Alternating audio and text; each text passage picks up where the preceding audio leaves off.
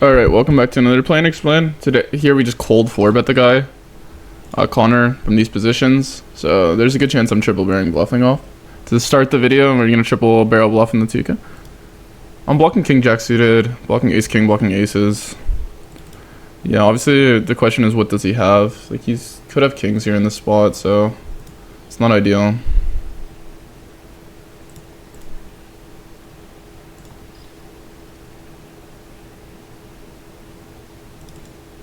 If he calls here, like I'm actually like tempted to. Okay, nice. I was gonna say I'm tempted to give up, and I know. Oh, I misplayed here. This should not be a 3-bet. Sorry, I was just too focused on my 2K. But I was tempted to give up. Probably shouldn't reveal that, but I would say versus you guys, it depends because it's the idea that how often is he calling a river fold? I think people just expect the river jam pure, so they're doing that live poker thing where it's like I didn't call the turn to fold the river, like just not understanding that like. That's not how poker math works. I recommend reading this GTO Wizard article that the I forget who posted it, the author, but yeah, it's on GTO Wizard, the site for free. It talks about the math on multi-street bluffing, and it talks about if you pot every single street for 3 streets, they need to be folding the river 72% of the time for you to make money. If they call the turn and the flop 100% of the time, due to like. Even though you're getting 50% odds on the river, you've already invested the other 2 stacks, if that makes sense. But that's only if they're calling 100% on the flop or the turn, so let's be real, who's doing that? But, for example, there's a chance that the river's not profitable. There's a chance bet-bet check is more profitable than bet-bet jam with 100% of your range, depending on your opponent's playing. And I think people love to think about the idea like, oh, he's in it, oh, he's this, or like this is a pure bluff, this is that, but they're not thinking exploitatively like, is it even worth having bluffs here on this line? I mean, is there any hand that I could have an up blocker property that isn't just a value hand itself that is worth bluffing here, that makes money? There's a chance no, exploitatively. Most of the time, the answer probably could be no in some spot, and a lot of spots. For example, there, like, your opponent has to be calling, he has to, obviously ace-6 of diamonds is enough. Folds, but, so ace-queen of diamonds. So obviously one hand that comes to mind, then he would be folding on river there. But I do think there's a chance he's just flatting aces. He's flatting ace-king. He's not jamming. He's flatting kings versus that cold 4, because the cold 4 is very strong. And we're just unfortunately going to have to say goodbye to our hand here. I mean, we could call in theory. He's just so short that he's going to jam on every river ever. So, I'm in every turn.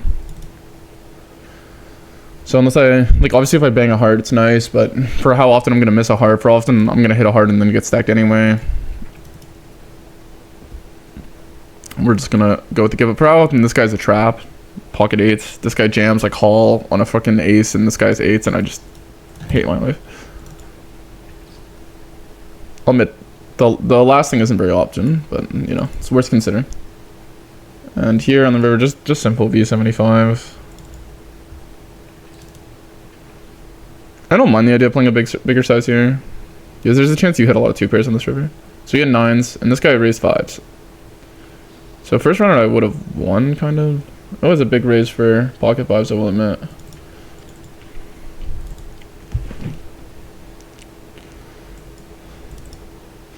I think that's the issue with protection. People are so obsessed with this protection thing in poker, which just doesn't make any sense to me. I mean, the idea with the concept with protection, I mean, it makes sense, but like, don't get me wrong, protection is a valid thing, but I think when you're raising like really, really weak hands that are going to get called by better more than half the time, or you're isolating yourself into a really strong set of like cards. Like sometimes part of the game is not isolating yourself into way stronger ranges. Like a lot of the value from your hand might come from playing versus weaker hands. So if you're always, I'm just gonna check call here. It's good to have some nut flushes to just check call. Here he bets twice. I'll probably just fold. I actually block a good amount of bluffs. Our hand kind of sucks. So if he has like a better ace-6 of hearts hand, we're kind of sad. Gonna check twice here. Don't mind the idea of him hitting an ace. Obviously on a blue card, we have a good hand. And I think it's a 3rd check.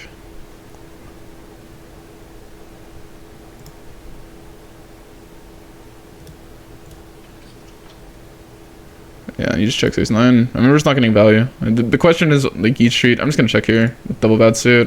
You could, on a higher number, go for the overbet. You could play B75 as well from these spots. I prefer to play overbet.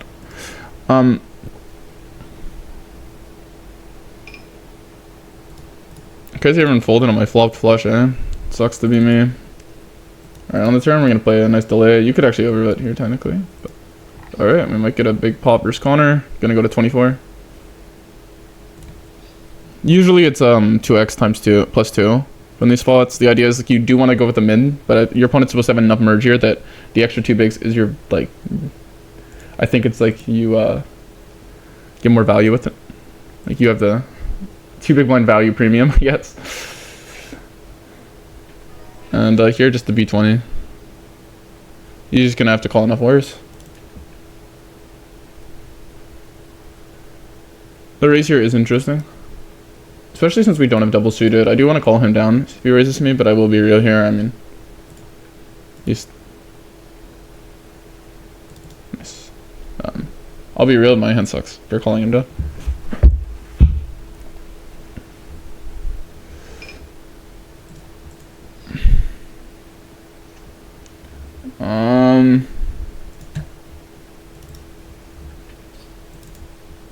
I will say there is a little bit of a silver lining with this hand. You might think, okay, Carter, your blockers are horrible. You know what I mean? Which is true. Like I don't block ace queen and I don't block king queen.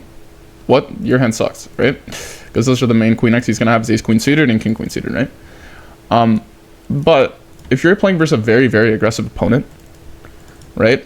And he's going to always take his like king jack of clubs here. He's going to take, like, you don't, not king jack of clubs.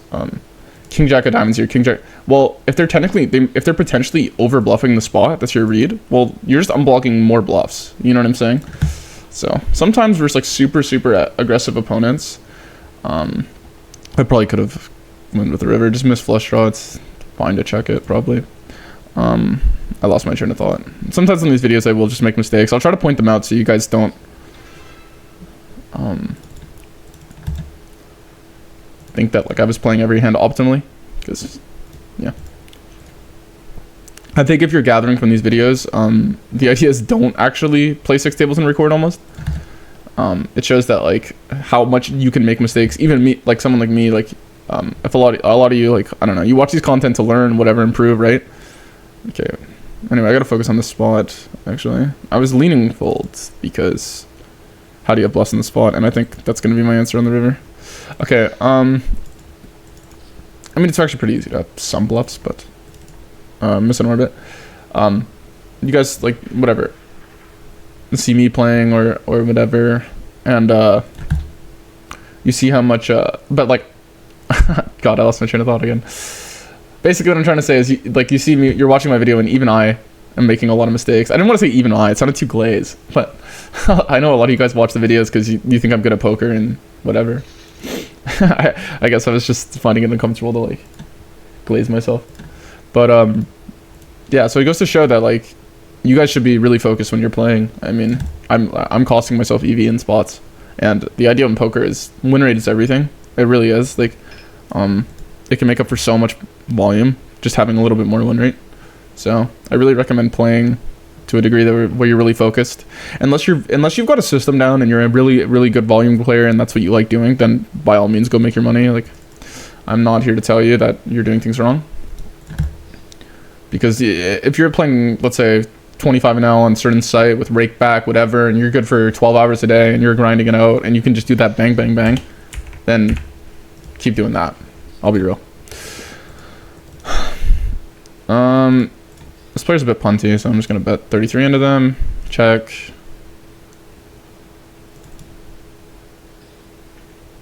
Gonna call. Check.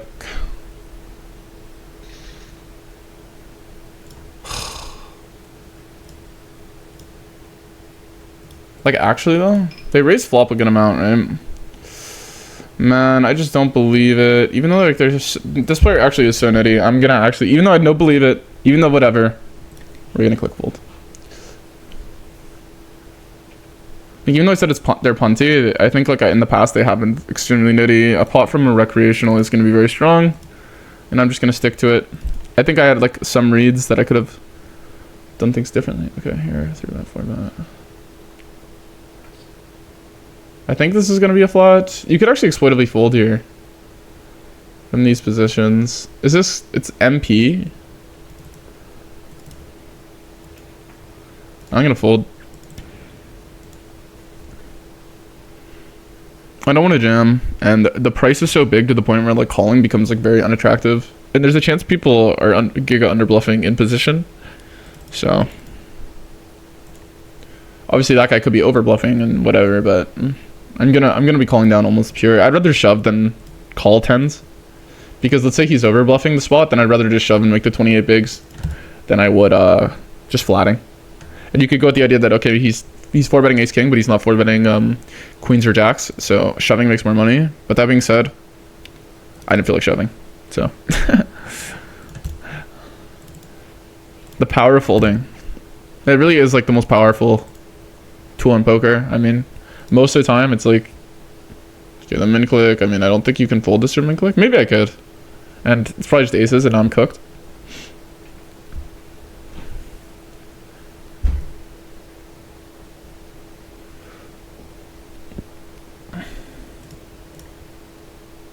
I think I've been hit with the Galaxy Brain strat. He's gonna rip it in, and I'm gonna call and cry. Do I hero fold? Honestly? Oh, he checks. Dude, he's doing everything he can to get this bag. Oh.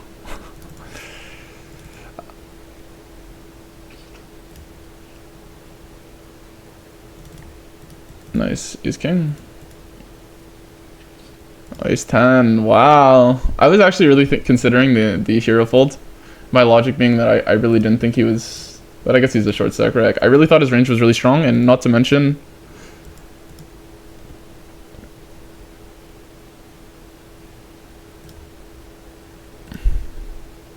I'm just gonna check, whatever.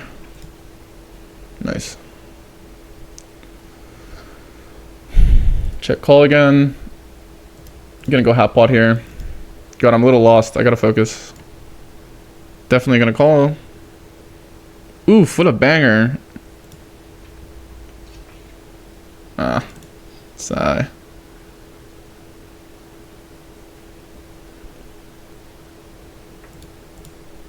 Alright.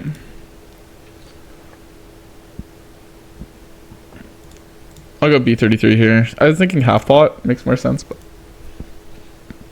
gonna check now into this player. And here, once he plays small twice, it's gonna be pretty face up. He's capped, so we're just gonna go huge.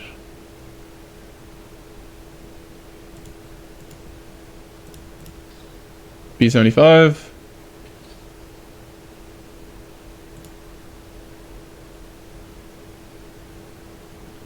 And I'm all in here. First, he has 26 bigs, so we're just gonna be all in. Pretty easy to have bluffs here. Keep in mind this isn't like a normal spot. I just happen to have ace king, but it's a bomb pot. So sometimes I think when you have these really strong hands in bomb pots, it's probably easy to like start thinking in real hand terms when you're not paying attention. Not that that's ever happened to me. Just so it kind of happened on this hand for a sec, but I had to remind myself. Yeah. Okay, this guy. Don't do it to me twice, bro. Oh my god, he did, didn't he? There's just no way. How much is this guy opening? Decent amount, but we'll go with the flat here. And I'll take my showdown. I can't believe I just got cooked there.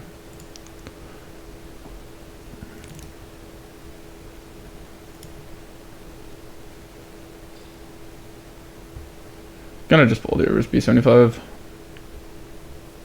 I'm recording 14 minutes. I don't know about the quality of this video, I'll be real. But, oh. The B75, man. Oh yeah, makes sense. If it was smaller than B75, I was gonna check raise, but once it goes B75, he calls. I'm just not gonna do too much with ace jack. From these spots on a 12, he did so down though. Maybe it's profitable as a call. I will call.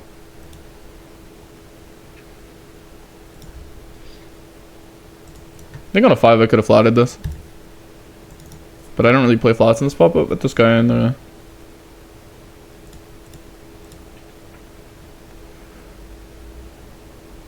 Here with ace-5, I think you do want to bet. You get called by like a lot worse hands. I think a half pot's fine. It might be, I think it might be a B75 spot, I'll be real. But I don't mind the idea of going half pot.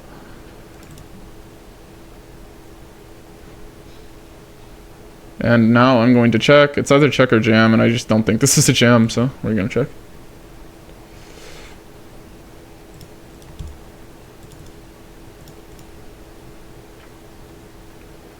Hopefully we can get a check from ace queen of hearts from him.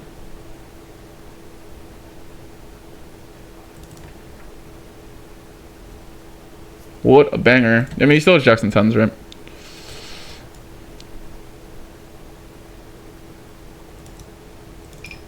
Jam here makes sense.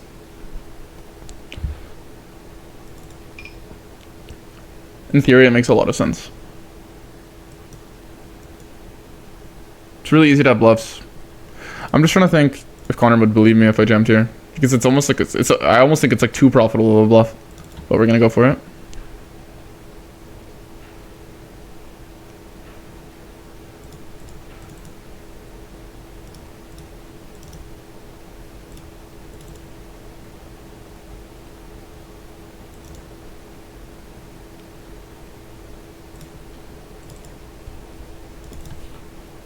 But he's thinking. The idea is like you just have so many bluffs, but then it's really easy to play like aces, kings, queens, ace jack like this. And you just go to X pot and you have enough bluffs. So, and he's pretty capped, kind of.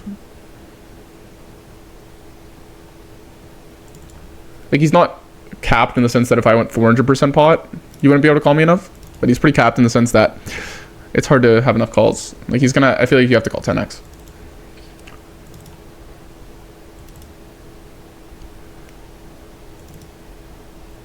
And when it comes to only 1.5. Because I think capped is like kind of relative when you're playing for stacks. Like it really does depend on stack depth. Like if you're 10,000% deep, like yeah, he's gonna have pocket 5 sometimes. He finds the call. And we hit him with that banger, ace 5. Don't love the call. I think you want ace jack. Like I think he's like tunneling on the fact that ace king's my main bluff or something.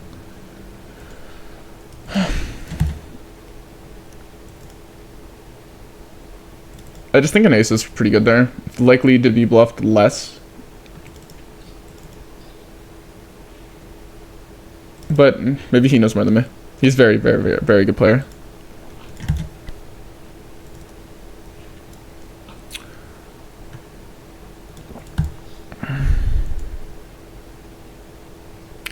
And I obviously had the read that maybe he thinks that, because sometimes I like to view how I'm perceived. So maybe he thinks, oh, this player is very nitty.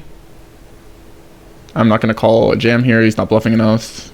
So, but when you start getting into that, you start screwing with yourself, you know, because you see what I thought was wrong. Like he obviously gave me the credit that I am bluffing enough. So it's better to not lose the theoretical EV and play correct. Because let's say there I bluff it when it's a jam, and then I get less value, and he's just playing this prop properly. Well, then I lose value, and I'm gonna lose more when I jam than when I bet. Okay. Here on the river, do we want to raise?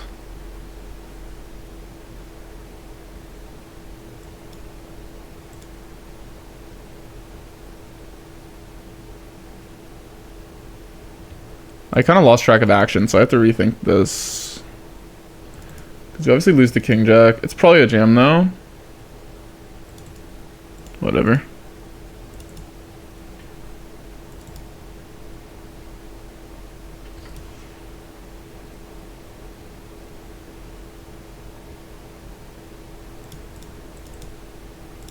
Kind of lost track, so this one, and the guy's a short stack, so I don't really know. What a punt by me, eh? The fact that he took that long with king jack just shows how bad of a play it was. I was debating literally calling, and then I just jammed. It was one of those, just, I don't know. My head was not in that spot.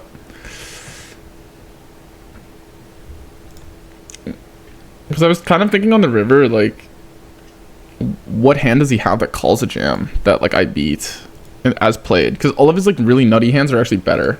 Because he's B75ing turn, right? So he's not gonna have king 5 and stuff. I say this all, but I still jammed, so.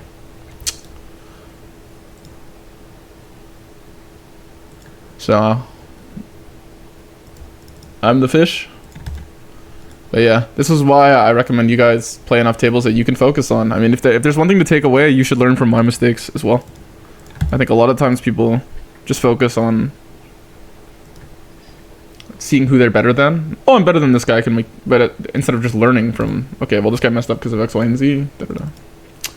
Okay, this person's been raising a crap ton, so I'm just gonna check. But yeah, not a big fan. This easy flip guy is absolutely cooking me. These rivers have just been eating me alive. He's just banged like 15 rivers in a row. Anyway, we're just gonna call. No, man. Okay, so we check range here on the flop. Literal range check. And then we bang our club. Nice. So it's not like the idea like, oh, would he check a flush draw? Yes.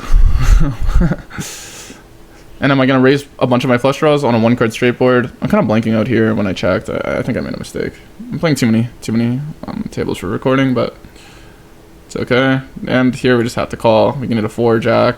Da-da-da. Check. Can rip 10-6.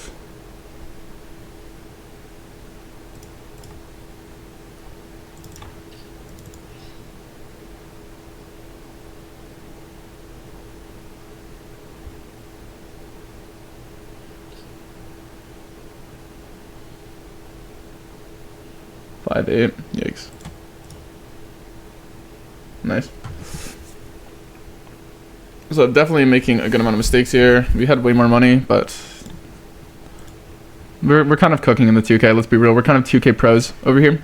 So if you want to learn how to crush a 2K and L, follow and make sure to like, comment, and subscribe. Feels weird without the webcam. I feel like it's gonna be less entertaining. But you know what? We got two videos. I'll probably post them within each 3 days of each other. And yeah.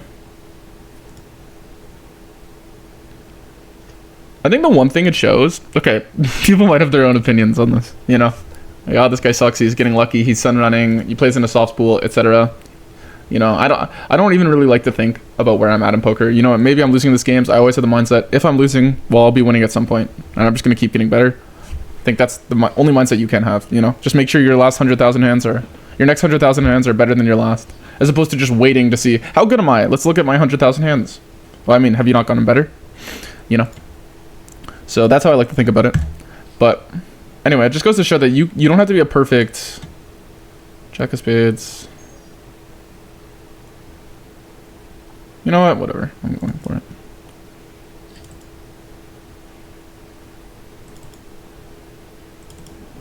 The 10 isn't the best card, but I blocked like ace 10, which is going to be his main thing. And then, you know what?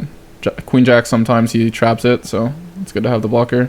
But he's just the best player ever, so you get this guy in organization. Optic Gaming's got to hit him up. The jack of spades was okay too. My brain was hurting. I have too many tables to do the think if the jack of spades is better than not having it. But anyway, all my money has gone to easy flip. This guy is just owning me. Pretty sure I also just literally had value with this guy, like versus this guy like 20 times in a row. So I didn't figure about it. I figured it would add some EV because, you know, I don't know him, he doesn't know me. So if I table value like 8 times in a row versus some guy, he might think I don't really bluff. So yeah, not to mention my line didn't make the most sense, I'll be real, but you know. Anyway, what was I saying? Oh, bad timing. Saying it shows you don't have to be perfect to win in poker. But yeah, not to mention I usually do play better when I don't record 6 tables, I'll be real. But yeah, here on a 30 I like B180 or 175 here. Even on a 30, I'm just going to do it because I'd rather pick the right combo than go with the frequency. I'd rather pure check something that I don't like as much. It only matters if you're playing a lot of hands versus a guy. Like if you're playing in a small pool like this one, maybe it makes more sense to focus more on having different combos, because then people can start blocker exploiting you. But It only really matters for me because I record YouTube videos.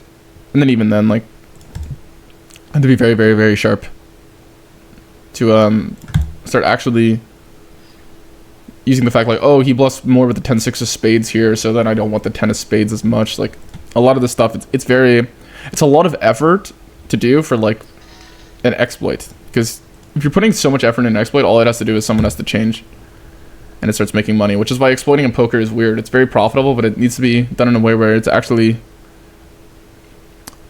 not counterintuitive.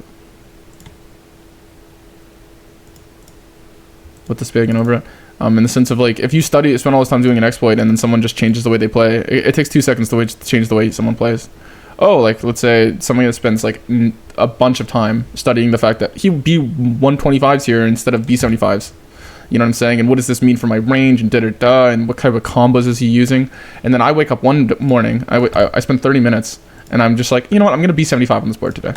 Or for the rest of the, you know what I'm saying? Well, this guy just spent like 15 hours learning how to exploit just me and just this line, you know what I'm saying? And all I had to do was just do one thing and I changed it. And this exploit doesn't work anymore. So that's why it's important to learn more how to exploit than it is to like spend a bunch of time drilling how to counter someone's strategy. I think I will say though, you do learn a good amount through that. Like you learn, like you start to be able to do it on the fly as opposed to needing to obviously I'm just gonna fold here, as opposed to needing to go through the solver every time. You start to build your exploit skills, which is a skill. I like the idea of check raising here.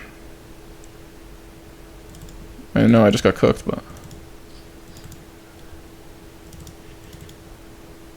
I block it on like king 7. I think it's like the main thing. Usually when you want to play a check raise hand, you do want to block the river card. Nice. But in this case, it doesn't really matter.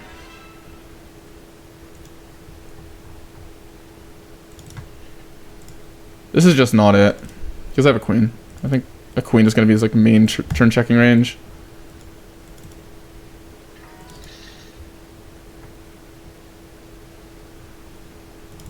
Checking range here.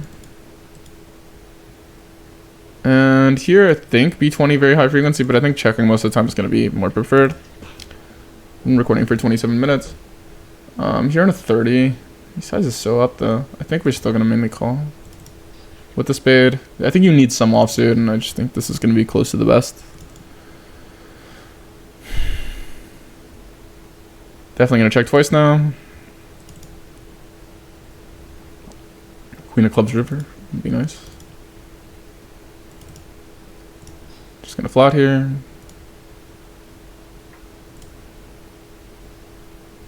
Do I want to be so any? I'm just going to go for value here now. I think I like the idea of just check calling this hand. I don't think B20 makes that much money, and I don't think I want to B20 call a raise. I'd rather just get his like straight up bluffs. Like the fact that he doesn't bluff king queen here is meh, to say the least. So obviously B20 would make more money than versus that player.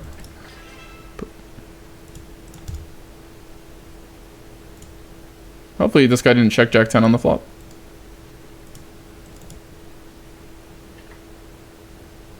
If he raises them out, I just don't believe him. I mean, actually, I do believe him, but I just don't think calling's gonna be profitable. I think it's a better way to put it. I think sometimes when people use the word, you shouldn't, like most of the time in poker, I mean, you should use the word never a good amount because it's good to be realistic. But some spots, it's like, he doesn't need to be never bluffing here for me to fold. You know what I'm saying? The idea is, does it make money or not?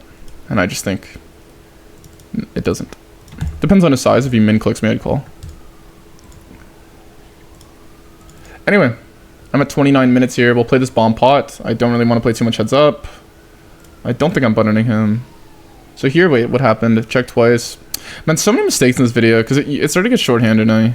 I'm just going to have to call here.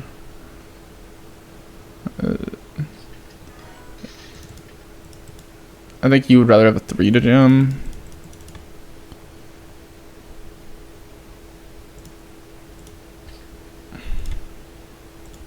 So I believe it's blind versus blind. I'm checking range on the flop. You could probably go for an overbet because you're just so uncapped, but The 6 isn't the great. I mean, you have got a lot of, probably more 6x.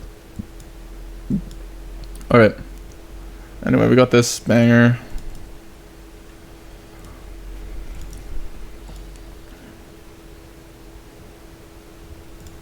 Thought I was doing well, but ace, this easy flip guy just absolutely cooks me.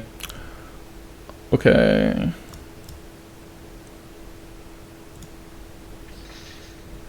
Gonna go for the check here.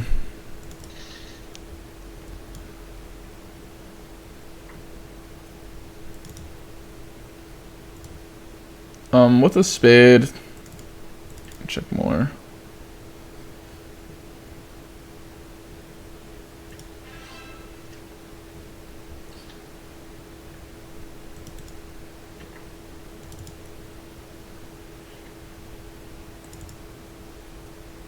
Probably a toss here.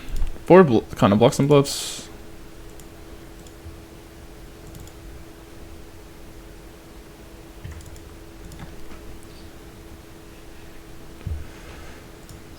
I'm gonna call the 7. Okay, let's finish these hands and definitely B75 river. Call a raise. I expected the snap with like a. Oh my god! I still don't win. I thought like that was one. I was walking my money to the bank, depositing the check. Are you kidding? I just can't win versus this guy. I would have hit a 4 here. I don't know if it would have been good though. Definitely gonna call here versus the spot where you shouldn't be range betting. Call the 3-bet here.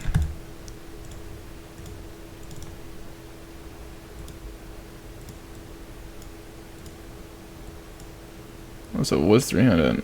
Now he goes, sets it up, we're gonna fold. Here we just call everything, pretty sure. I think we call here still with BFD plus the gut shot. I call at least one. Where's my 10?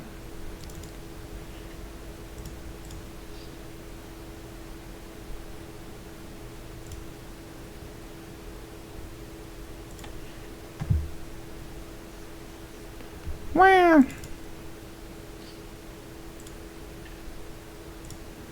Unfortunate. Alright, anyway, I'm gonna end this recording. I hope you guys enjoyed the video.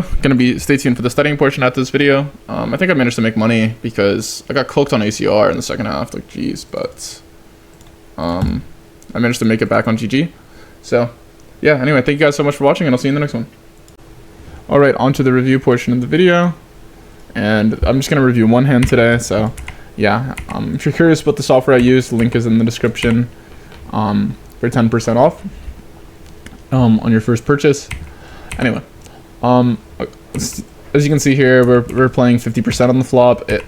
If you play two sizes, it plays B75 and B50, but I simplified it to one because I don't really care to play two different sizes when they're within 25% of each other, unless it's like 33 and 50 on a single raise pot flop. That's about it. Anyway, and even then I prefer to probably play one. Anyway, as you can see here, the main thing is it's pretty intuitive. I noticed that like it's pretty much hearts and diamonds get bet. Most of the other stuff checks, unless you have ace king, which has obviously changed stuff. Yeah. One thing to take note of in the sim is I'm giving my opponent a very strong, the default range that you're supposed to have small blind versus hijack, which there's a chance that there's a lot of people in pool that will have 0 of these hands, which actually would change a good amount about the sim. So yeah.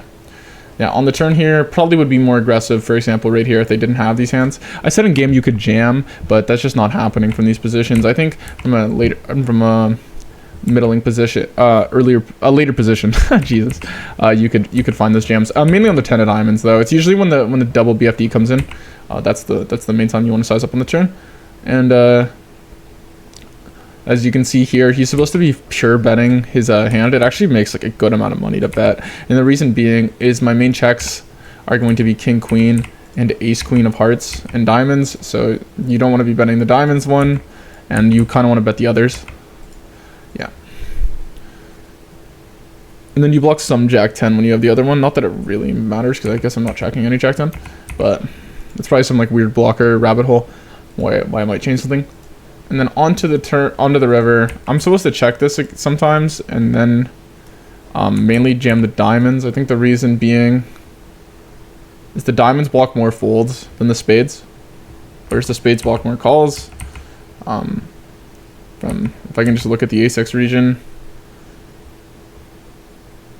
some ace-x of like, this is crazy, calling ace-4 here, but yeah, I think that's the main reasoning behind it, is because of this ace-queen hand and stuff. So when you block less folds, obviously you're going to get paid more with value, and when you unblock folds, those folds usually turn into bluffs.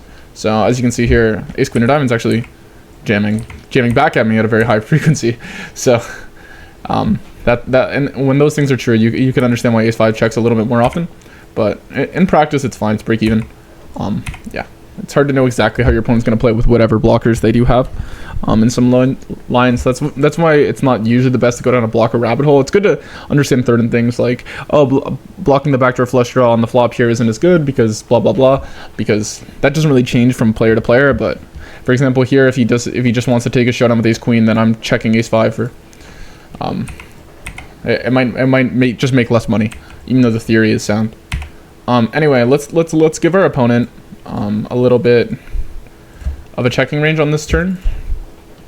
So let's click queen jack, oh.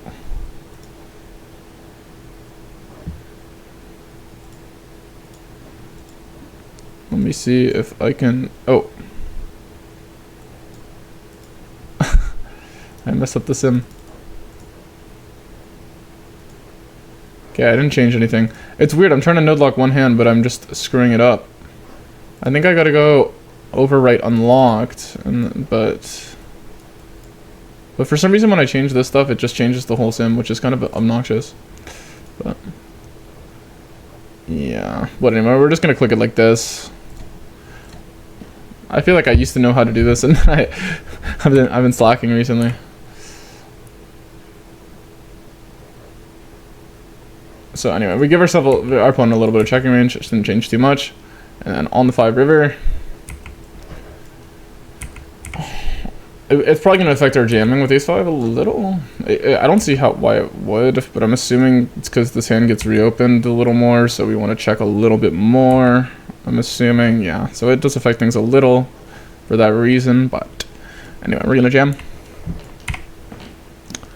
And yeah, you can see it's basically a pure call for sure. So definitely making money.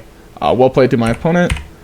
And yeah, I hope you guys enjoyed the video. And oh, there's one thing I wanted to go over, which is why ace-5 bets on the turn a lot. And the main reason is when you're giving your opponent this much ace-king and ace-queen, you actually can get a good amount of value from these types of hands. Obviously when an ace comes off and stuff. So that's the main reason. It's kind of a mergier hand here.